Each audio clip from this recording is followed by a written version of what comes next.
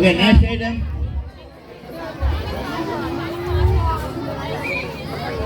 Boys ఏరే ఎక్కండి.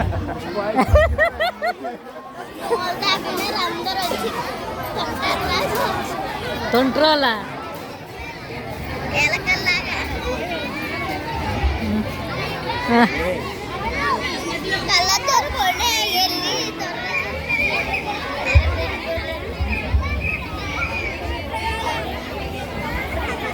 Now, fourth class boys going to present Ayeshar song. Share. Yes kan dulu. Hey, yes kan dulu.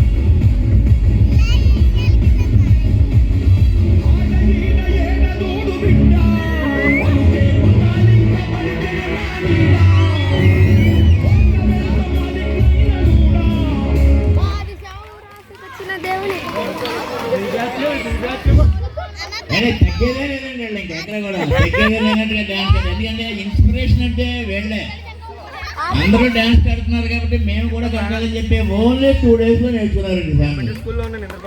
Only 2 days లో నేర్చుకున్నారు. నేర్చుకుని ఈరోజు diet చేయడం జరిగింది. మేడం మాస్టర్ నాగేశ్వర మాస్టర్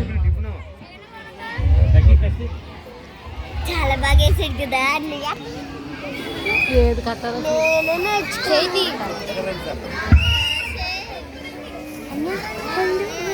నా కొడుకు చాలా బాగా చేసాడు రా.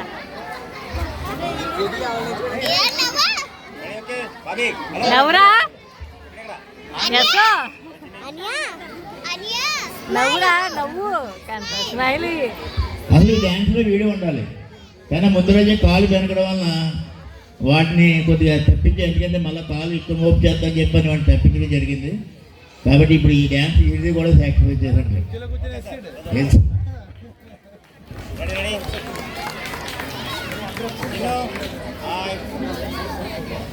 చాలా బాగా చేశాడు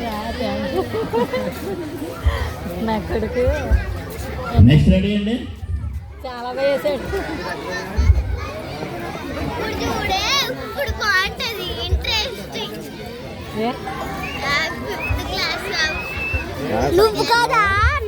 మన పాఠశాల గురించి చిన్న విషయాలు చెప్పాలి మీకు. నేను